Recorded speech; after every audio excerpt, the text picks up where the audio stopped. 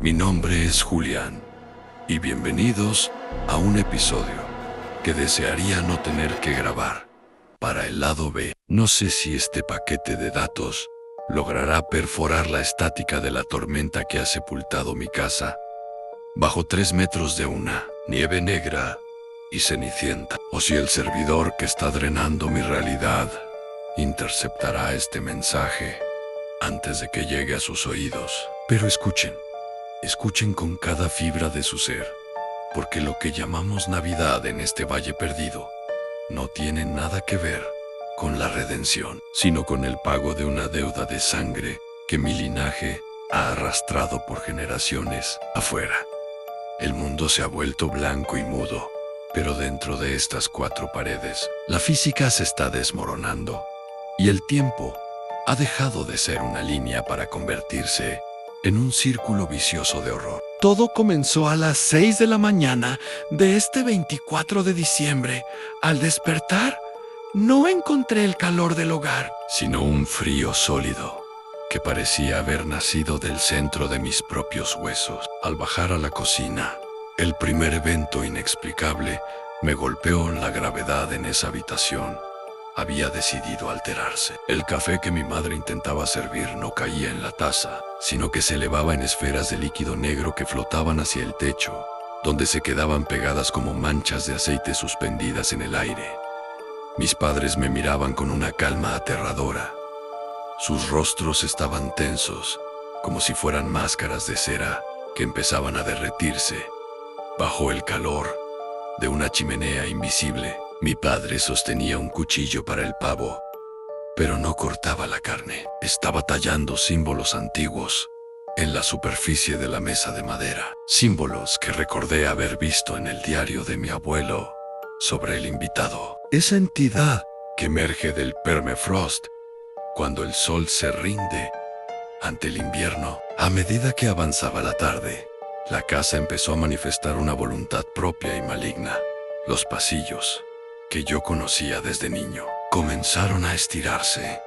Al intentar ir desde la sala hasta el baño, caminé durante lo que parecieron 20 minutos por un corredor que normalmente solo requiere 10 pasos. Las paredes de madera se sentían húmedas y al tocarlas, la textura no era de pino o roble, sino de piel humana curtida, fría y porosa. El olor a ozono y a carne vieja inundaba cada rincón, y los cuadros de la familia en las paredes habían cambiado en las fotos. Todos aparecíamos de espaldas, mirando hacia un horizonte de ceniza, excepto por una figura alta y delgada que antes no estaba allí. Una sombra sin rostro que se acercaba más al primer plano en cada habitación por la que yo pasaba. A las 4 de la tarde, la oscuridad cayó como un mazo sobre el valle. No fue un atardecer gradual. Fue como si alguien hubiera apagado un interruptor universal. En ese momento, las luces del árbol de Navidad que yo mismo había colgado sufrieron una metamorfosis grotesca. Los cables transparentes se transformaron en venas palpitantes por las que corría un fluido bioluminiscente de un verde radiactivo, y las bombillas ya no emitían luz, sino que proyectaban hologramas de mis peores recuerdos. Podía ver, flotando en el aire de la sala, la escena del funeral de mi abuelo, pero con una diferencia: en el ataúd no estaba él, sino yo, mirándome con ojos que eran simples puertos de conexión digital. Mis hermanos, que estaban sentados en el sofá, empezaron a hablar en un idioma que sonaba como el chirrido de una sierra eléctrica contra el metal. No se comunicaban entre ellos, simplemente emitían frecuencias de radio que hacían que mis oídos sangraran. Fue entonces cuando lo escuché por primera vez.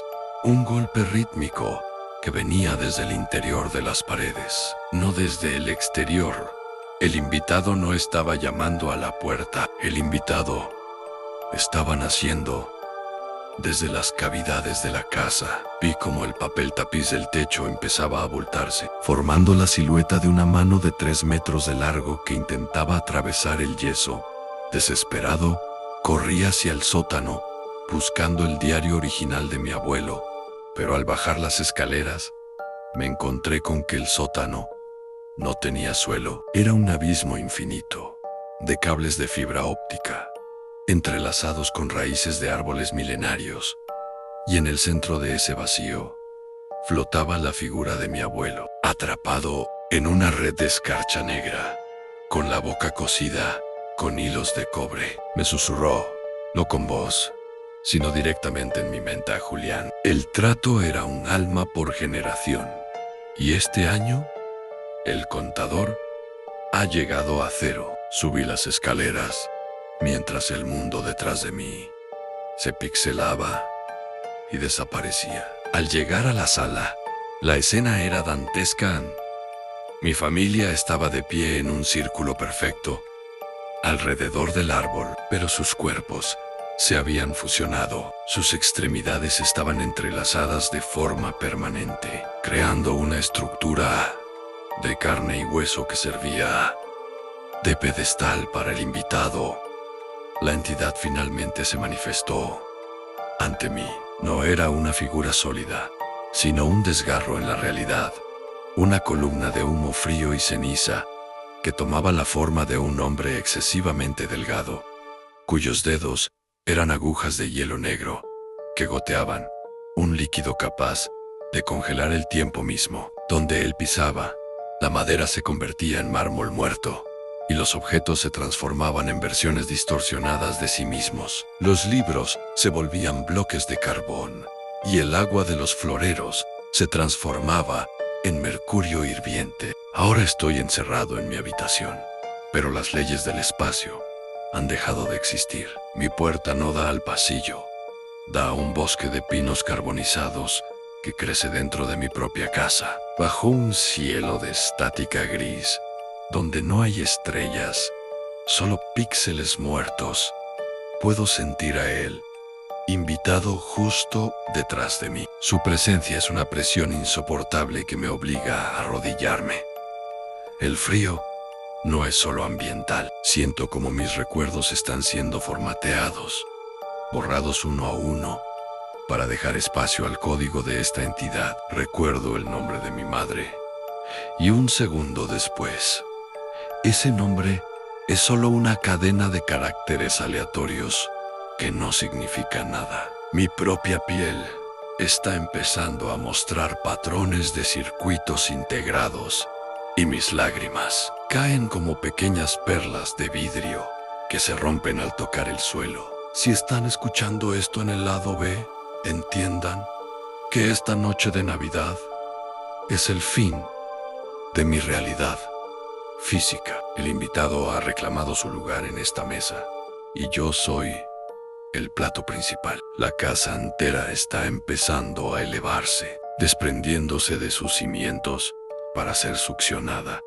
por el vórtice de la tormenta negra. Ya no escucho el viento, solo escucho el latido metálico de un corazón que no es humano, un motor que se alimenta de mi agonía. No busquen este lugar, no intenten encontrar mi rastro en la red, porque lo que queda de mí ya no es carne, es solo una advertencia grabada en el vacío. El invitado está estirando su mano hacia mi nuca. El hielo me está reclamando. El 99% ha terminado. Bienvenidos al 100% de la oscuridad. Feliz Navidad y que Dios los perdone si alguna vez sienten el frío que yo siento ahora. Historia 2. Mi nombre es Julián. La Navidad en casa de mi tía abuela nunca fue una época de paz, sino de una vigilancia extrema y silenciosa. Ella vivía en una casona de techos altos, donde el frío parecía filtrarse, no por las ventanas, sino desde el mismo suelo de piedra. Lo más importante de esa casa no era la cena, ni el árbol, sino un pesebre de tamaño casi real que ocupaba toda una habitación lateral. Las figuras no eran de plástico ni de madera ligera, estaban hechas de una cerámica antigua, pesada y porosa, con ojos de cristal que parecían seguirte con una inteligencia malevolente. Mi tía siempre decía que las figuras necesitaban espacio y por eso nadie podía entrar a esa habitación después de las 6 de la tarde. Bajo ninguna circunstancia. Todo comenzó a torcerse el 22 de diciembre. Esa noche, mientras pasaba por el pasillo, escuché un sonido seco, como el de una piedra chocando contra otra en la oscuridad. Al asomarme, la puerta de la habitación del pesebre estaba entreabierta, dejando escapar un aire denso que olía a incienso rancio y a tierra mojada. Con el corazón latiendo en la garganta, encendí la linterna de mi teléfono. Las figuras no estaban donde deberían. El pastor que antes vigilaba el rebaño ahora estaba de pie, justo detrás de la puerta, con su brazo de cerámica extendido hacia adelante, señalándome el pecho con un dedo rígido y agrietado. Los 3 reyes magos, que el día anterior estaban en la esquina opuesta, se habían agrupado en el centro de la sala, sus rostros pintados con una expresión de agonía y súplica que no recordaba haber visto antes. Pero lo más perturbador fue el pesebre central. La cuna de paja estaba vacía y en su lugar había un rastro de un líquido viscoso, transparente y gélido, que brillaba bajo la luz de mi linterna, extendiéndose hacia el armario oscuro del rincón. A la mañana siguiente, intenté convencer a mi tía de que alguien estaba moviendo las figuras, pero ella solo me miró con ojos hundidos, desprovistos de emoción, y me advirtió que no interrumpiera el viaje, que ellas estaban buscando su lugar antes de la gran noche. Durante el día, las cosas se volvieron más inexplicables y la realidad física de la casa empezó a fracturarse. Los espejos de los pasillos empezaron a mostrar el reflejo de la habitación del pesebre, sin importar en qué dirección apuntaran. Si me miraba al espejo del baño, no veía mi rostro, sino la figura del buey y el asno, mirándome fijamente desde un rincón oscuro, con sus bocas de cerámica abiertas en un bostezo eterno, y sus ojos de cristal dilatándose como si estuvieran vivos. El olor en la casa cambió por completo. Ya no olía a pino ni a comida navideña, sino a un establo olvidado, a paja podrida y a un aroma metálico penetrante, similar al de la sangre seca sobre el mármol. La noche del 24, el asedio físico comenzó de forma violenta. Me encerré en mi cuarto, bloqueando la puerta con una silla, pero el sonido de la cerámica arrastrándose por el pasillo era ensordecedor. Un chirrido constante de piedra contra madera que hacía vibrar mis oídos. Era un sonido de huesos de arcilla rompiéndose y volviéndose a unir. Crack, crack, crack, como si las figuras estuvieran fracturando sus propias articulaciones rígidas para poder desplazarse. Al mirar por debajo de la puerta, vi las sombras de pies descalzos y pesados, pasando lentamente, dejando tras de sí un rastro de polvo de yeso. De repente, el pomo de mi puerta empezó a girar con una fuerza mecánica e inhumana. No era una mano de carne la que intentaba entrar, era la presión de algo sólido, frío y absoluto. Cuando la puerta finalmente cedió con un estallido de astillas, no entró una persona, entró la figura de la Virgen María.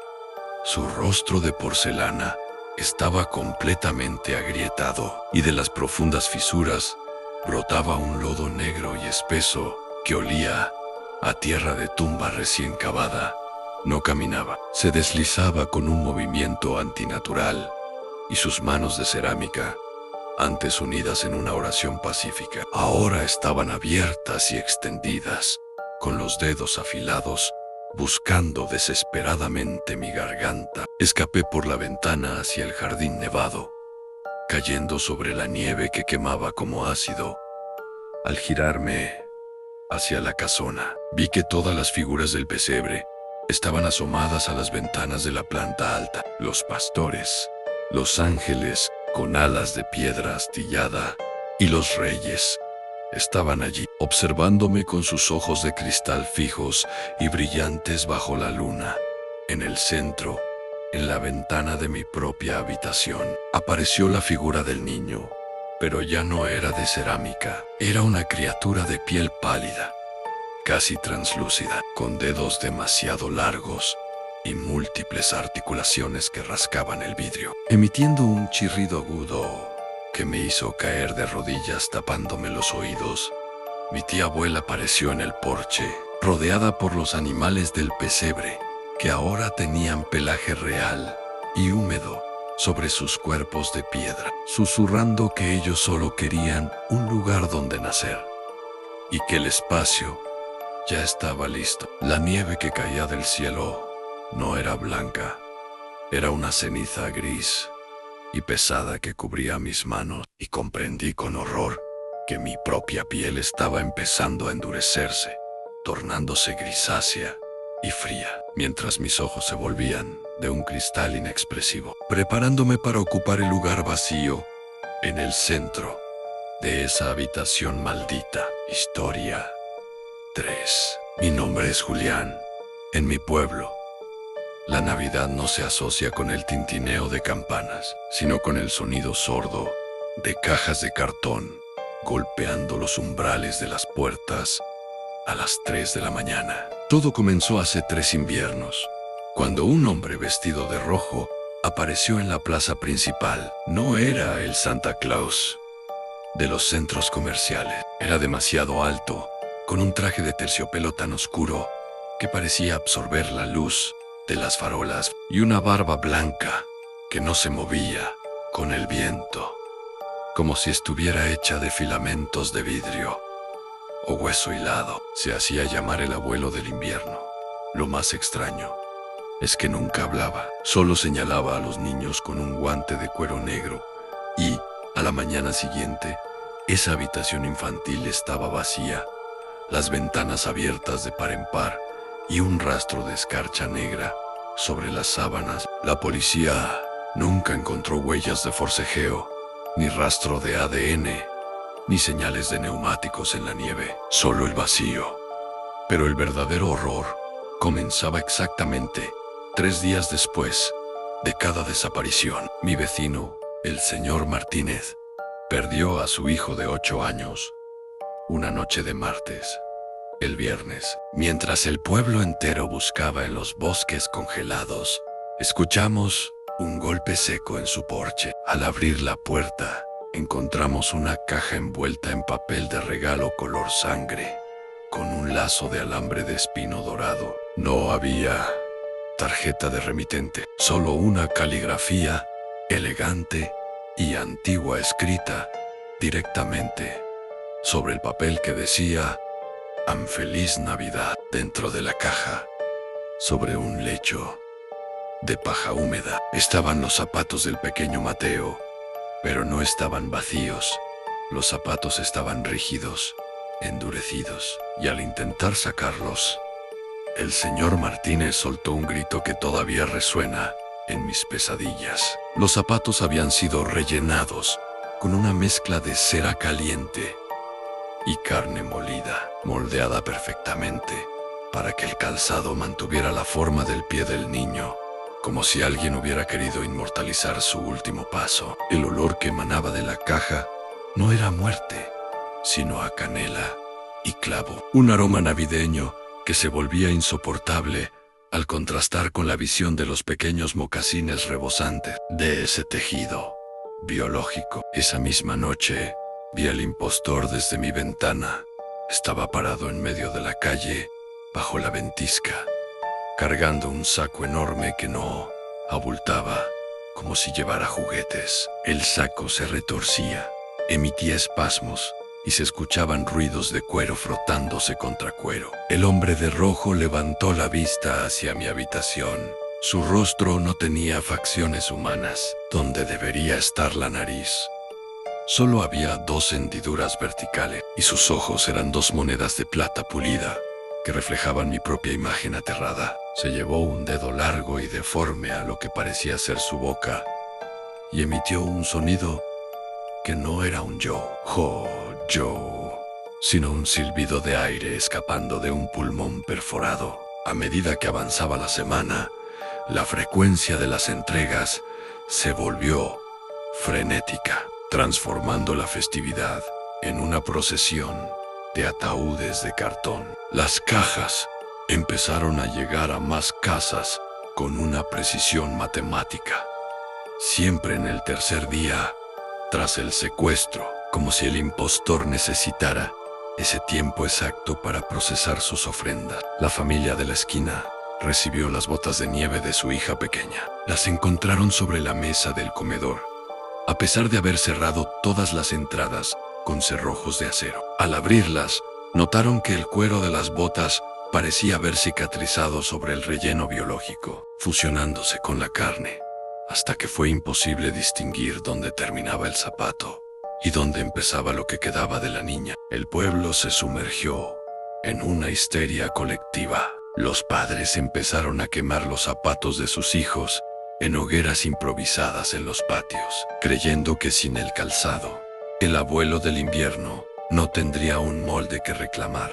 Pero el resultado fue aún peor. Al día siguiente, las cajas llegaban conteniendo moldes de pies hechos de ceniza y hueso calcinado, envueltos en el mismo papel rojo satinado, con ese mensaje impecable: Feliz Navidad. Las noches se volvieron eternas y el silencio en las calles era tan denso que podías oír el crecimiento de la escarcha sobre el metal. El impostor comenzó a dejarse ver con más audacia, caminando por los tejados con una agilidad que desafiaba su estatura, arrastrando ese saco que nunca se vaciaba y que emitía un sonido húmedo, como si estuviera lleno de esponjas saturadas de sangre. Vi cómo se detenía frente a la casa del alcalde. No entró por la puerta, simplemente se desvaneció en una columna de humo carmesí que se filtró por las rendijas de la chimenea. Minutos después, los gritos de la familia fueron cortados en seco por un sonido similar al de un hacha golpeando madera mojada. No hubo llamada a la policía. Nadie se atrevió a salir. A la mañana siguiente, en el porche del alcalde, no había una caja, sino 6, alineadas por tamaño, desde las botas de casa del padre hasta los patucos de lana del bebé, todos rebosantes de esa cera rosácea y tibia que aún desprendía un vapor con aroma a clavo y resina de pino. Empezamos a notar que el abuelo del invierno no solo se llevaba a los niños, sino que estaba redecorando el pueblo con sus restos. En los árboles de la plaza, en lugar de esferas, empezaron a colgar los zapatos de los desaparecidos, atados por las agujetas, balanceándose con el viento de la montaña como frutos macabros. Cada par emitía un leve calor que derretía la nieve a su alrededor, creando un círculo de tierra negra y muerta bajo cada rama. Fue entonces cuando el olor a canela se volvió omnipresente. Ya no era el aroma de la cocina, era el olor de la muerte, disfrazada de fiesta. Una esencia química que se te pegaba a la ropa y te llenaba los pulmones, hasta que sentías que tus propios órganos se estaban convirtiendo en dulce de Navidad. Y así, entre el aroma a canela y el frío de la escarcha negra, terminamos nuestro especial de hoy. Si estas historias te han hecho mirar 2 veces hacia las sombras de tu árbol de Navidad o revisar los cerrojos de tu puerta, entonces nuestro trabajo aquí está hecho. Si te ha gustado este viaje por el lado B de las festividades, no olvides suscribirte al canal y darle un buen like al video. Eso nos ayuda a seguir trayendo la oscuridad a tus pantallas.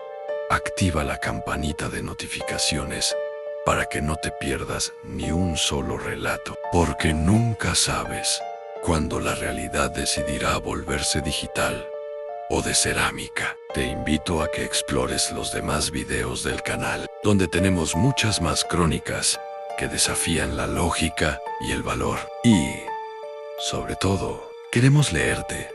Déjanos tu comentario contándonos qué tipo de historias te gustaría escuchar en los próximos episodios. O mejor aún, cuéntanos tu propia historia. Aquí, en el lado B, siempre hay espacio para una pesadilla más. Tengan mucho cuidado con lo que desean y sobre todo, manténganse calientes. Si es que el frío todavía se los permite. Hasta la próxima.